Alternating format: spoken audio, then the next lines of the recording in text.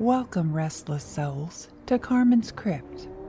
I'm Carmen Carrion, keeper of forgotten tales and curator of nightmares. You've wandered into my domain, where each week I unearth a fresh horror from the depths of human imagination.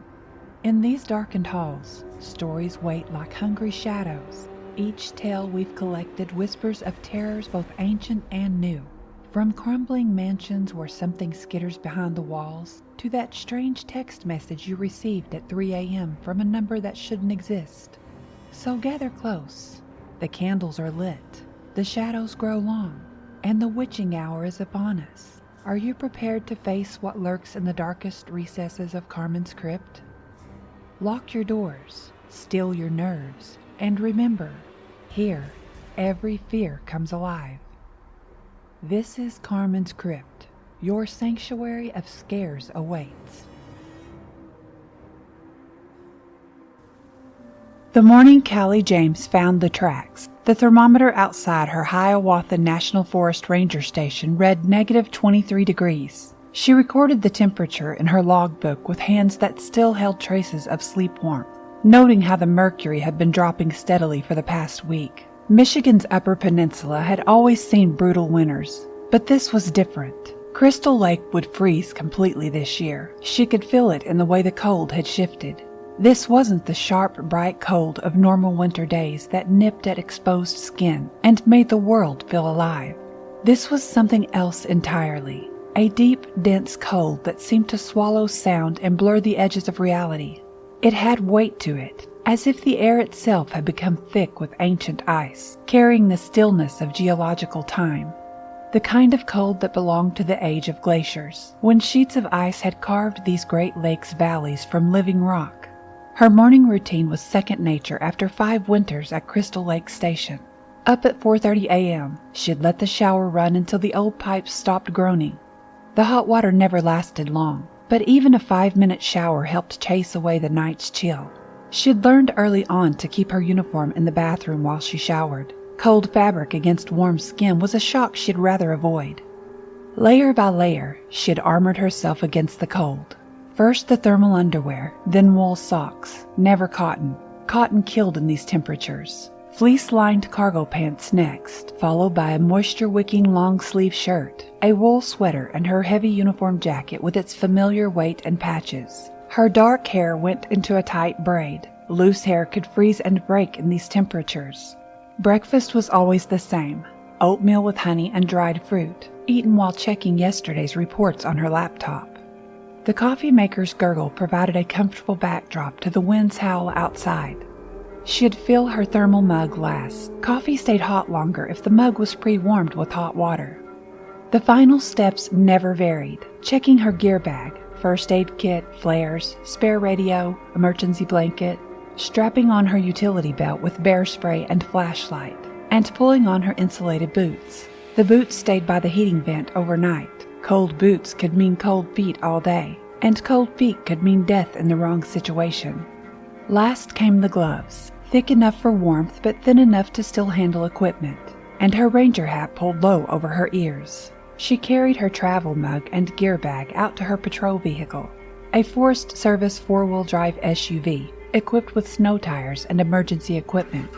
The engine grumbled reluctantly to life. She had plugged in the block heater the night before, but at these temperatures, nothing started easily. While the vehicle warmed up, she did her standard check: emergency supplies, snow chains, shovel, flares, and the sat phone for when regular communications went down. The radio crackled with early morning chatter from other rangers starting their shifts. Her patrol route would take her along the lake's access roads first, checking the designated parking areas and ice fishing spots. Most winter incidents happened within 100 yards of where people left their vehicles, so these spots were priority.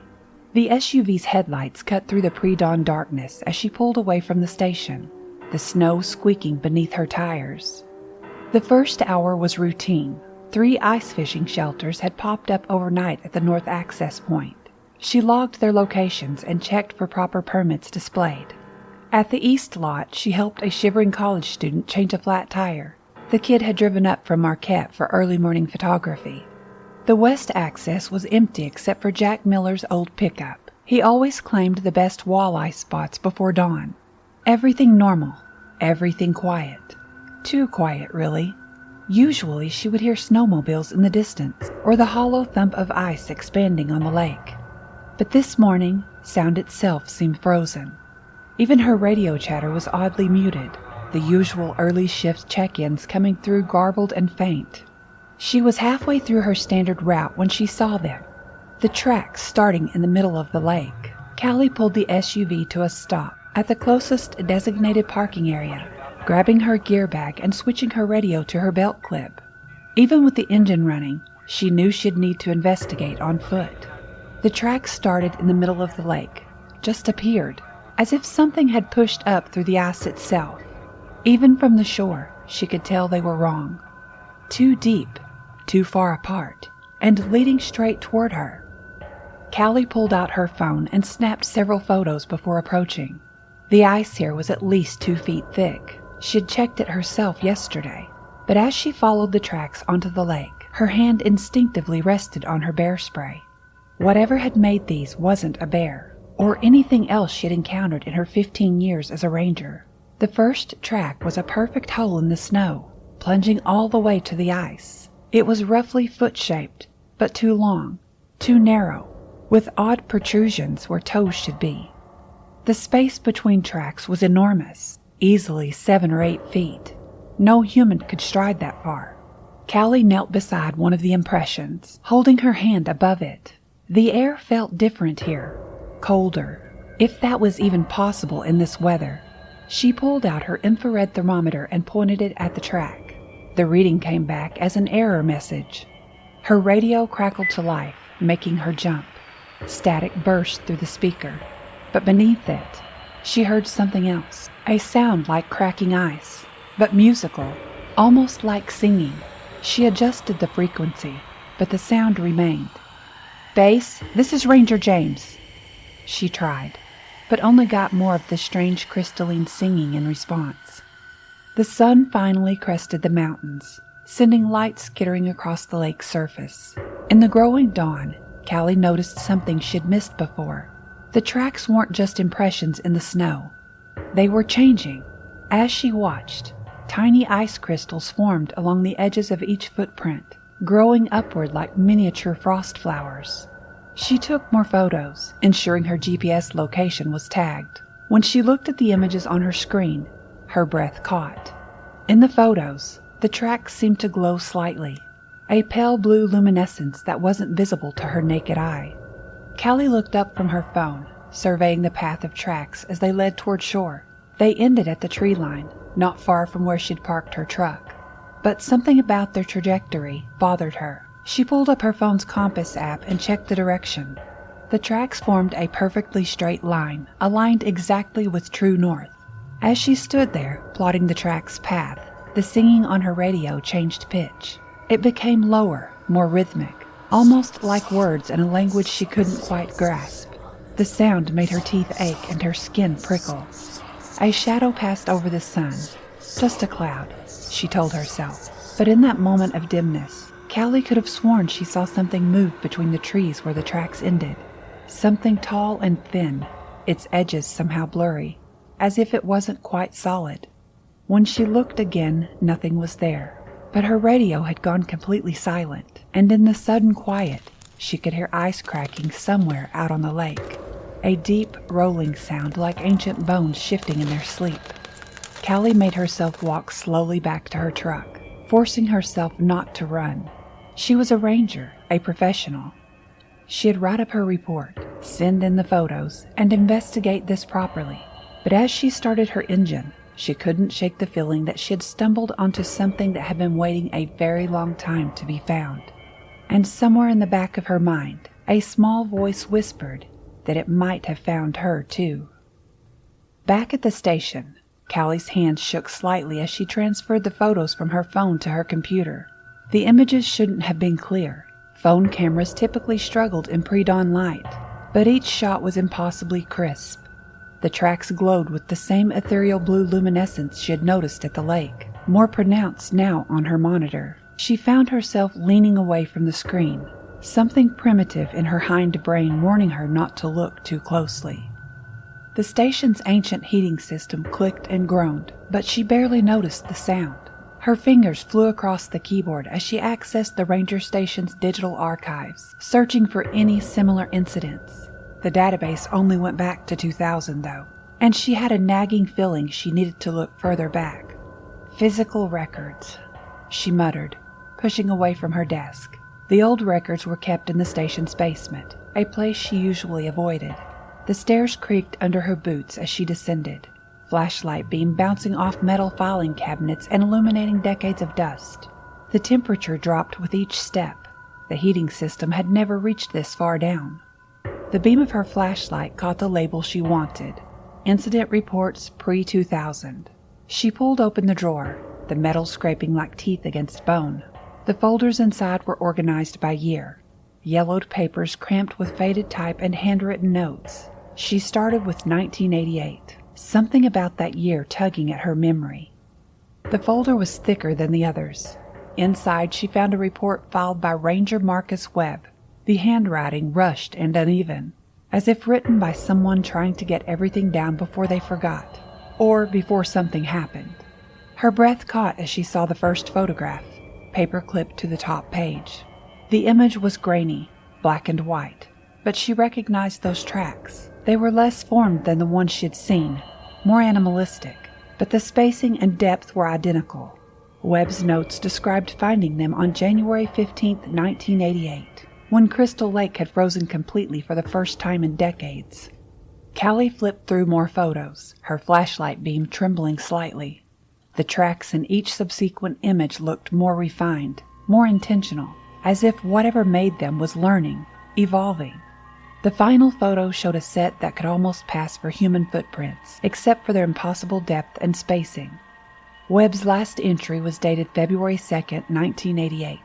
The next day's log was written in different handwriting, noting that Webb had failed to report for his shift. A search found his vehicle at the lake's edge, but no other traces. The case was eventually filed as an unexplained disappearance, likely due to hazardous winter conditions. Her phone buzzed, making her jump. A text from Tom Walking Bear, one of the lake's oldest residents. Saw your truck at North Shore this morning. Need to talk. Diner, 2 p.m. Callie checked her watch. 1:30. She started to close the folder, then noticed another photograph that had slipped behind the others. The image showed Webb standing by his patrol vehicle, smiling at the camera. Behind him, barely visible in the tree line, stood something tall and thin, its edges strangely blurred. The longer she stared at it, the less human it looked. Her radio crackled to life, that same crystalline singing filling the basement. But now, after seeing the photos, after reading Webb's reports, she could almost make out words in the strange sound. Almost, but not quite. And something told her she didn't want to understand what they were saying.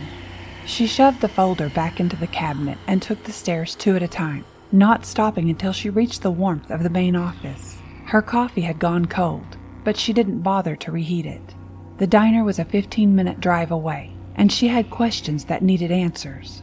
But as she gathered her keys and jacket, she couldn't shake the feeling that something had followed her up from the basement, something that had been waiting many years to be found again. The radio on her desk crackled one more time, and in the static, she heard what sounded like footsteps, moving with impossible slowness, drawing steadily closer. The Crystal Diner sat at the intersection of Mountain Road and Old Forest Drive, its neon open sign flickering weakly against the afternoon gloom. Callie pulled into the nearly empty parking lot at 1:57 p.m., the crusted snow crunching under her tires. She had kept the folder from the basement on the passenger seat, Webb's final photograph burning a hole in her mind. Earlier that morning, she had seen Tom's truck parked at the North Shore Lookout, about a quarter mile from where she had found the tracks. She had meant to stop, to ask if he had seen anything unusual, but by the time she had finished documenting the scene, his truck was gone. His text had come less than an hour later. Tom Walking Bear was already there, occupying his usual corner booth. At 78, he was the oldest resident still living by the lake year-round. His weathered face turned toward her as the bell above the door announced her arrival, dark eyes sharp beneath his lined brow. "You found them, then," he said as she slid into the booth. Not a question. Sally, the afternoon waitress, appeared with coffee before Callie could respond. Tom waited until she left before continuing. "The tracks always start in the middle, always north to south, always when the lake freezes to its bottom." He wrapped his gnarled hands around his mug but didn't drink. "My grandfather saw them in 1922. My father in 1956. I saw them in 88. Same time as your ranger Webb." Callie pulled out Webb's photograph, the one with the blurred figure in the background. Tom glanced at it and quickly looked away, making a small gesture with his right hand that might have been a ward against evil. 34 years, he said softly. "That's how long it sleeps, waits for the lake to freeze deep enough to let it out." "What is it?" Callie asked, her coffee untouched. "The elders call it Nanda Gikendum," he said, the Anishinaabe word hanging heavy in the air. "The learning one. Each time it wakes, it learns, watches, tries to become more." He paused, searching for the word. "More human. Those tracks you found, they'll change, get better. It's learning how to walk like us." "What happened to Ranger Webb?" Tom's eyes grew distant. He didn't listen. Thought he could track it, study it, started mapping its movements, looking for patterns. He finally met Callie's gaze. "Like you're doing now." Callie felt her neck prickle. "How did you—" "Saw your map through the windshield this morning. You're doing exactly what Webb did, finding the pattern." He leaned forward. "But the pattern isn't what matters. What matters is why it needs to learn to walk like us, why it practices." The diner's lights flickered, and for a moment, the constant hum of the refrigerators behind the counter went silent. When it came back, the air felt colder. "In 88, before Webb disappeared, he said he had figured it out, said the tracks weren't practice. They were a boundary, a circle around its hunting ground." Tom's voice dropped lower. "Next day, we found his truck. Week after that, the Anderson family disappeared. 3 days later, the Millers, all inside the boundary it had drawn. Why didn't anyone investigate? There must be records." "There was a storm." Tom cut her off. "Worst in 50 years. No power, no phones. By the time came help, the ice had thawed. Nothing left to find." He finally took a sip of his coffee. "Nothing but tracks leading nowhere. And people wearing faces that didn't quite fit right." The diner's bell chimed as new customers entered, breaking the moment. Tom straightened up, his voice returning to normal volume. "It'll storm again soon. Forecast says it'll be the worst since 88. He stood slowly, leaving his coffee mostly full. "When it does, don't trust what you see. Don't trust anyone who walks wrong. And whatever you do, don't let it practice on you." He left cash on the table and walked out, leaving Callie alone with her cold coffee and a growing sense that she was running out of time. Through the diner's window, she watched him disappear into the swirling snow that had just started to fall. On her belt, her radio came to life with that now familiar crystalline singing. But this time, just for a moment, she could have sworn she heard words in it, words in Tom's voice, calling her name. A week after her first discovery, Callie sat in her patrol vehicle staring at a map spread across her steering wheel. Red dots marked where she found tracks each day, forming a pattern she couldn't ignore anymore. Her coffee had grown cold, untouched since she had pulled over to add today's markers. The tracks were appearing in a perfect geometric pattern around Crystal Lake, a massive hexagon, each point exactly the same distance from the lake's center. She had verified it 3 times now, unable to believe the precision. Nature didn't work in perfect shapes. Nature didn't create patterns that looked like they'd been plotted by a mathematician. Her radio hadn't worked properly since that first morning. Sometimes it picked up regular transmissions, but mostly it produced that strange crystalline singing. She had filed a request for a replacement, but the paperwork was stuck somewhere in the system. Not that she really believed a new radio would help. The morning sun filtered through the thin clouds, casting weak shadows across her map. She was about to fold it up when movement caught her eye. Something dark against the snow, maybe 100 yards into the trees. Callie grabbed her binoculars.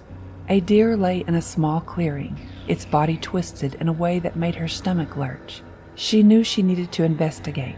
It could be a poaching case, but everything in her screamed to drive away.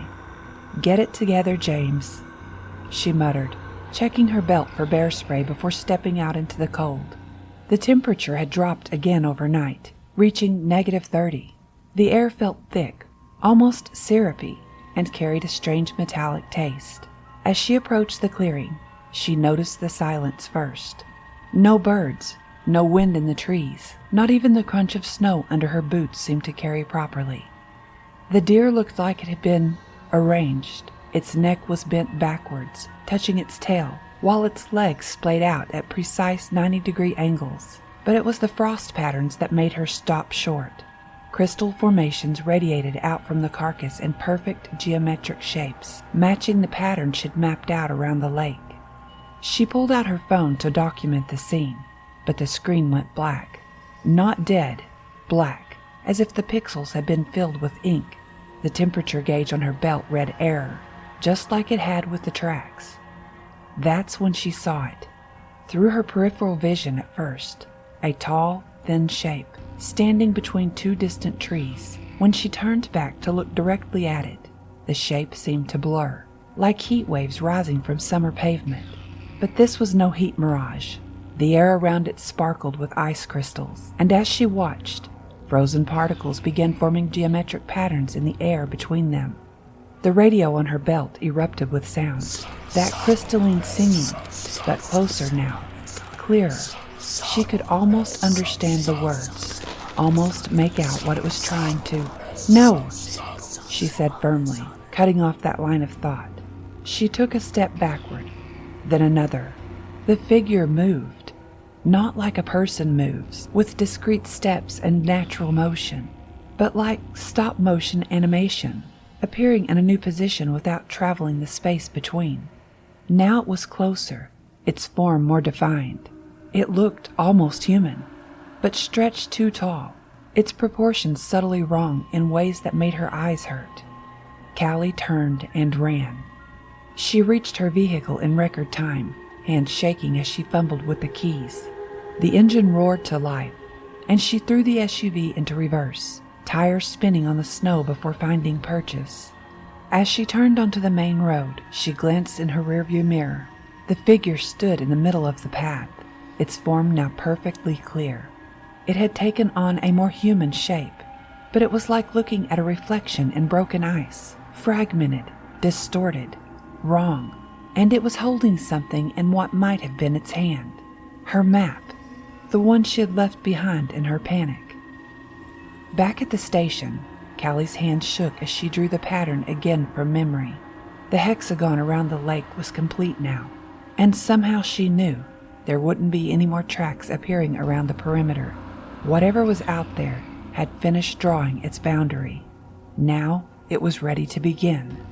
Her phone buzzed, a text from Tom Walking Bear. "Saw it, didn't you? The Winter Walker. Patterns complete. Come quick. Bringing others who remember '88. Outside her window, the clouds were gathering. The forecast called for the worst storm of the season, but Callie knew this wasn't going to be a normal storm. The temperature gauge on her desk was dropping steadily, the digital display blinking as it reached its lowest possible reading. The thing in the woods had her map, but somehow she knew that didn't matter anymore. It knew exactly where she was, where everyone was, and it was finally ready to show them what it had been practicing to become. The basement archive wasn't giving up its secrets easily. After the encounter in the woods, Callie had retreated to the station, spreading decades of local records across her desk.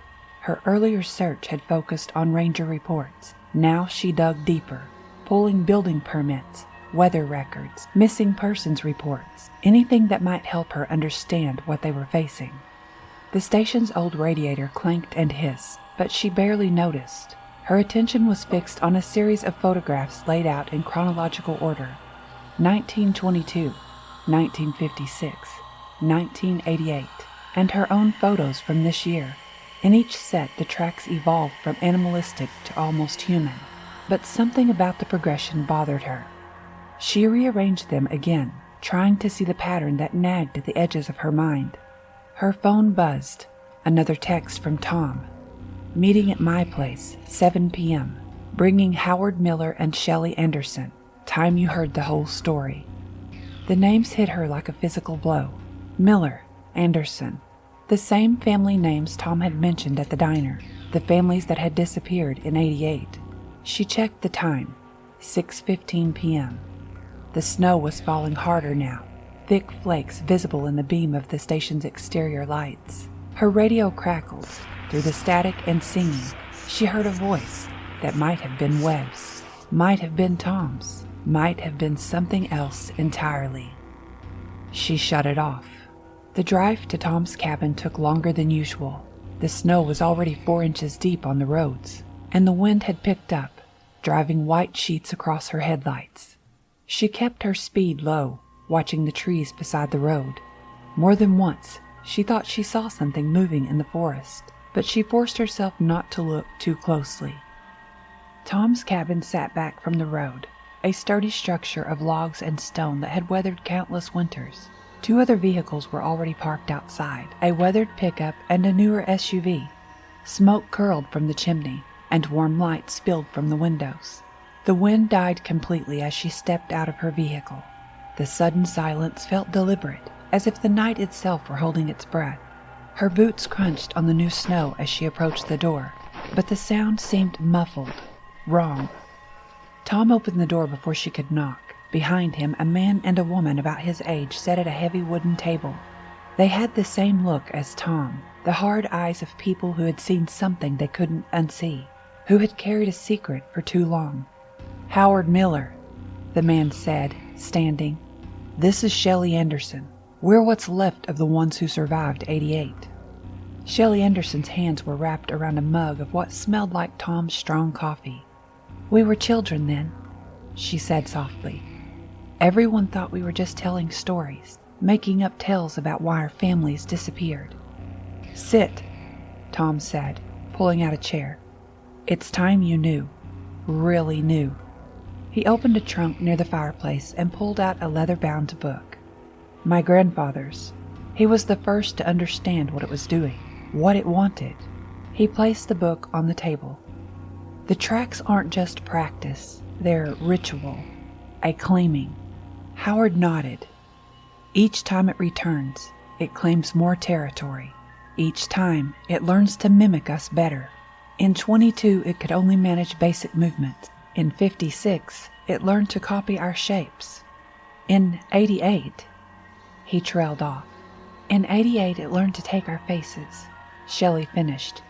But it couldn't maintain them for long, couldn't get the expressions quite right, couldn't understand how to make the muscles work together.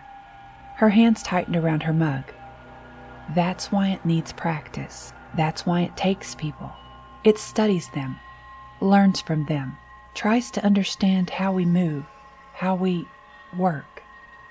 Tom opened the journal to a marked page. Detailed sketches filled the margins, diagrams of the tracks, maps of their patterns, and something else, something that looked like anatomical drawings, but wrong, as if whoever drew them was trying to understand human movement from the outside in. But this time it's different, Tom said. The pattern's bigger. The tracks are appearing faster, and it's learning quicker than ever before. He turned another page.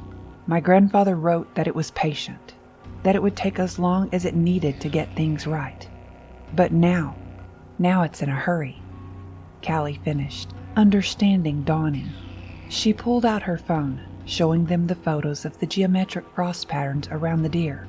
It's not just practicing anymore. It's a sharp crack split the night. the sound of a massive tree branch breaking under heavy snow. But when they turned to look out the window, they saw something else. Something standing at the edge of Tom's property, its form flickering between shapes like a twisted slideshow. And behind it, barely visible in the swirling snow, stood 3 more figures, their movements jerky and uncoordinated, as if they were still learning how to use their new bodies. The radio on Callie's belt came alive with crystalline singing. Less than a week after the meeting at Tom's cabin, Callie sat alone in her ranger station, watching ice crystals form on the inside of her windows. The geometric patterns were becoming familiar now, perfect hexagons spreading across the glass like frozen cobwebs. The heating system had failed 3 days ago, and the portable heaters she had brought up from storage barely kept the temperature above freezing. That night at the cabin played through her mind on endless loop. When the figures had appeared in the snow, they had tried to run. Tom had known the back way out, through his mudroom to where the vehicles were parked, but the door had frozen shut, ice spreading through the wood like veins. They had tried the front door next, but Callie had been the only one to make it through before the door slammed shut behind her, and froze too. She still heard their pounding on the other side, still saw their faces through the frost-covered window as the creatures entered through walls that had turned to ice. Her ranger training had kicked in. When an exit's compromised, you don't go back. You keep moving. That training had saved her life, even as it haunted her dreams. No one had heard from Tom, Howard, or Sarah since that night. Their vehicles were still parked outside Tom's cabin, covered now by 2 weeks of constant snowfall. The search parties had found nothing. No tracks, no signs of struggle, no bodies. Just empty rooms and coffee cups still half full, frozen solid. The storm that had begun that night never stopped. Weather satellites were picking up impossible readings, and meteorologists had stopped trying to explain why the storm seemed centered perfectly over Crystal Lake, maintaining its position despite all natural weather patterns. Callie's maps and research covered every wall now, held up by frost-rimmed thumbtacks. The pattern she'd discovered was more than just a boundary. It was changing the weather itself, creating some kind of containment zone around the lake. But contained for what? Her radio hadn't picked up a human voice in days. The crystalline singing had gotten louder, more complex, like a chorus of impossible voices all practicing the same words in slightly different ways. She'd started unplugging it at night, but somehow it still sang. The computer screen in front of her flickered, images from her trail cameras cycling every 30 seconds. Most showed nothing but swirling snow, but occasionally, there. She froze the frame, leaning closer despite herself. A figure standing next to camera 3, its proportions almost right, almost human. But its head was turned too far, twisted nearly backwards as it studied the camera's mounting bracket, learning how it was attached. Something scraped against the station's outer wall, a sound like ice against ice. Callie grabbed her flashlight, training it on the window. For a moment, nothing. Then a hand pressed against the glass from outside. The fingers were too long, jointed in too many places. But the fingerprints, she could see actual fingerprints in the frost forming around them. Her phone rang, making her jump. Tom's number. She answered with shaking hands. Callie? Tom's voice, but wrong, like someone reading from a script they didn't quite understand. I figured it out. Come to the cabin. I need to show you something. You're not Tom, she whispered. A pause, then a sound like cracking ice. Getting better, though. Practice makes perfect. The line went dead. Outside, the hand withdrew from the window, leaving behind a perfect print in the frost. As Callie watched, the print began to change, the proportions shifting, becoming more human with each passing second. The station's lights flickered once, twice, then died completely. In the sudden darkness, she heard ice cracking, not from outside, but from within the walls themselves. The cold was no longer trying to get in. It was already inside. And somewhere in the whiteout beyond her windows, 3 figures that used to be Tom, Howard, and Shelley were practicing their walks, getting better at their smiles, learning to speak with human voices, waiting for her to join them. The observation tower was Callie's only option. When the ice had started forming inside the station's walls, spreading through the building like frozen veins, she had grabbed her emergency pack and ran. The tower stood a quarter-mile away, its steel frame rising 60 feet above the tree line. More importantly, it had a backup generator and a radio system independent from the station's. Snow whipped around her as she ran, cutting visibility to mere feet. The beam of her flashlight seemed to be swallowed by the white, barely penetrating the darkness. Behind her, she heard ice cracking, spreading, following. No, pursuing her. The tower's stairs were slick with ice, each step requiring careful placement. As she climbed, the wind grew stronger, threatening to tear her grip from the railing. But something told her that staying at ground level meant death, or worse. At 40 feet up, she reached the observation deck. The reinforced glass windows offered a 360-degree view, though right now they showed nothing but swirling white. She flipped the breakers, and emergency lights sputtered to life. The backup radio system hummed as it booted up. That's when she saw it. The creature stood at the base of the tower, its form more visible than ever before. In the harsh glare of the emergency lights, she could see how it had learned, how it had changed. Its proportions were almost perfect now. Almost. But the almost was somehow worse than if they'd been completely wrong. Like looking at a human reflection in water that's been disturbed just slightly, creating subtle distortions that the mind can't quite process. It began to climb. Not using the stairs, no, it flowed up the tower's frame like liquid ice, leaving crystalline patterns in its wake. Its movements were a study in wrongness, each motion a carefully practiced imitation of human mobility that somehow missed essential truths about how bodies should work. Callie grabbed the radio mic. "Mayday, Mayday! This is Ranger James at Crystal Lake Observation Tower. Does anybody copy?" The radio crackled to life, but instead of a response, she heard multiple voices. Tom's, Howard's, Shelley's, and even Webb's from 88. And many others she didn't recognize, all speaking slightly out of sync. "We copy, Ranger James. We're learning so much. Won't you help us practice?" The creature reached the deck. Through the windows, Callie could see it more clearly than she ever had before. It wore shapes like clothes, trying them on and discarding them. One moment it looked like Tom, the next like Webb. Then, like something older, something that had been practicing this game since the first humans saw tracks in the snow and wondered what made them. Its faces, pressed against the glass, frost spread from the point of contact, forming those geometric patterns she'd seen around the lake. But now she understood what they were. Calculations, measurements, studies of human proportion and movement written in ice. "Your kind has such interesting ways of moving," it said, using Tom's voice. Then Shelley's. Then something older. Something that sounded like ice grinding against ice. "We've been practicing for so long." But this time, it smiled with too many teeth, all of them perfect mirror images of human teeth it had studied. "This time, we're ready." The glass began to crack. Callie backed toward the emergency exit on the far side of the deck. Her training kicked in.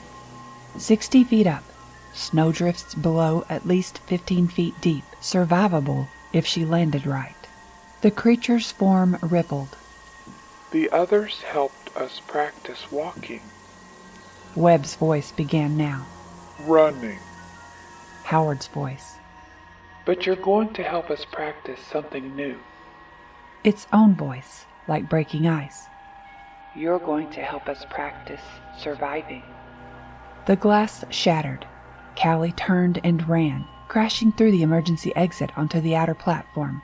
Without hesitation, she vaulted over the railing, hearing the thing's crystalline laugh follow her down into the white void below. She hit the snow at an angle, rolling to distribute the impact. Pain shot through her left shoulder, but training and adrenaline kept her moving. Her vehicle was 30 yards away. She could just make out its shape through the storm. Behind her, she heard it landing, not with a crash, but with a sound like snowflakes settling. And then footsteps, moving with perfect, practiced rhythm. Getting closer. The SUV's engine roared to life, tires spinning in the deep snow. Callie's shoulders screamed in protest as she wrestled with the steering wheel, but the pain helped keep her mind clear. Through the rearview mirror, she saw the creature emerge from the whiteout, wearing her own face now, matched to perfect proportion. The road to the lake was invisible under feet of snow, but she had driven it thousands of times. Right now, the lake was her only chance.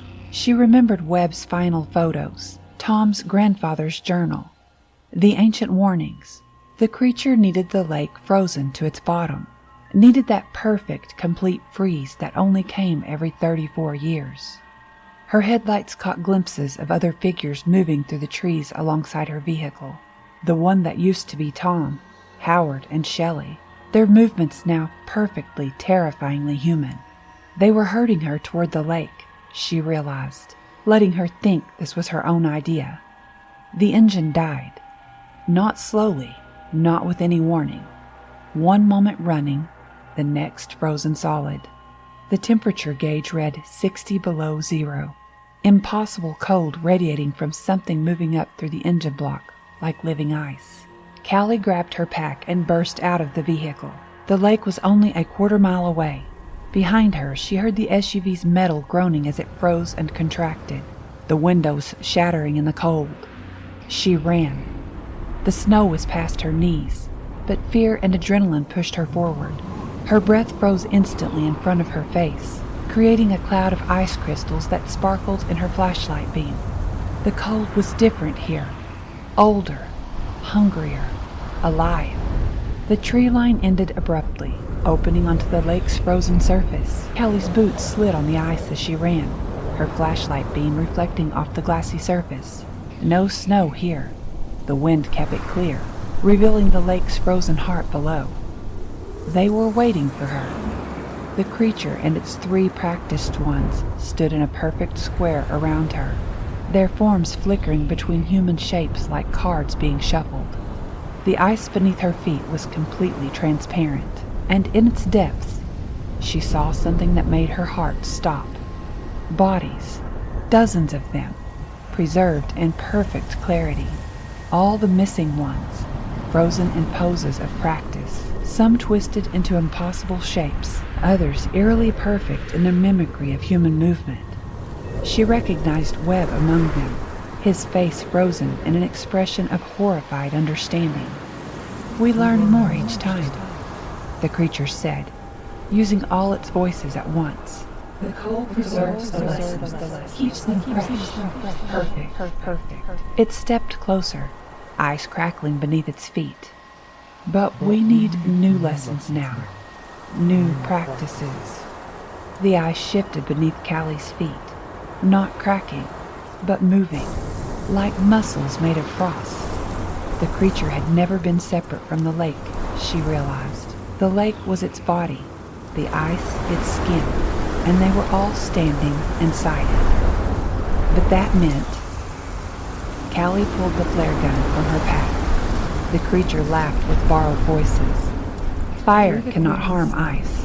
Your kind has tried before. Not aiming for you," Callie said, and fired straight down. The magnesium flare punched through the ice, burning at 4,000 degrees. Not enough to melt the whole lake, but enough to break the perfect freeze. Enough to crack the mirror the creature had spent 34 years crafting. The ice shattered. The creature screamed with every voice it had ever stolen, its carefully practiced human forms dissolving as the lake's surface broke apart. The 3 that had turned to Tom, Howard, and Shelley collapsed into shards of ice, their borrowed shapes lost. Callie jumped from ice block to ice block, making for the shore. Behind her, something vast and ancient thrashed beneath the broken surface, its true form no longer hidden by its perfect ice mirror. The crack of breaking ice became a howl of rage, of frustration, at decades, maybe even centuries, of practice ruined. She reached the shore as the storm began to break up. The creature's control of the weather fractured along with the ice. Through the clearing snow, she watched the lake's surface begin to refreeze, but different now. Naturally, chaotically, without the perfect clarity the creature required. It would have to wait again, practice again, learn again. But as Callie turned to walk away, she heard it laugh once more, not with human voices this time, but with a sound like glaciers splitting. And in that laugh, she heard a promise. 34 years. It could wait. It had always been good at waiting. And so, dear listeners, we emerge from another dark corner of Carmen's crypt. But remember, the horrors you've heard tonight are merely echoes of the terrors that await in the shadows of your own mind. If you enjoyed your stay in the crypt, why not invite a friend to join us next week? After all, fear is best when shared. Leave a review if you dare, or share your own tales of terror on my social media. Who knows, your nightmares might just become my next story. Until next time, keep checking under your bed. And remember, in Carmen's crypt, every fear comes alive, and no one is truly safe. Sweet dreams, if you can still sleep at all.